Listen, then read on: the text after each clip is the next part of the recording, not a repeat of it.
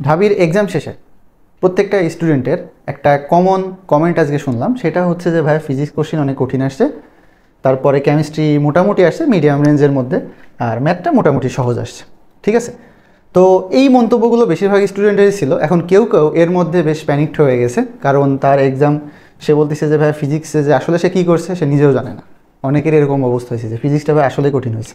তো সত্যি কথা বলতে এইবার ঢাবির কোশ্চিন কিছুটা ইঞ্জিনিয়ারিং প্যাটার্নের হয়েছে। তো ফিজিক্সটা বলা যায় যে ভালোই ইঞ্জিনিয়ারিং বেসড কোশ্চিন করছে। সবাই ফিজিক্সটার জন্য বেশ ঘাবড়ে গেছে যে ভাইয়া কী হবে, হবে কি হবে না, আমার এরকম খারাপ হয়েছে। এখন আমি একটু কথা বলি, সেটা হচ্ছে দেখো, যেহেতু কোশ্চিন হার্ড হয়েছে, কোশ্চিনটা পুরো 24 ব্যাচে যারা আজকে পরীক্ষা অংশগ্রহণ করছিল সবার জন্য হার্ড হয়েছে। এটা স্পেসিফিক কারো একার জন্য হার্ড হয়নি, তোমাদের পুরো ব্যাচের জন্য এটা হার্ড হয়েছে। সো বিষয়টা কীরকম হবে, এইবার হয়তো কাটমার্ক একটু কম আসবে তুলনামূলক। সো তাহলে এর মানেটা কি? মানেটা হচ্ছে যে সবার কাছেই কোশ্চিন কঠিন লাগছে, সো কাটমার্কও আমাদের কম হবে এবং এই বছর অল্প নাম্বার নিয়ে ঢাবিতে চান্স হবে। বিষয়টা এরকম।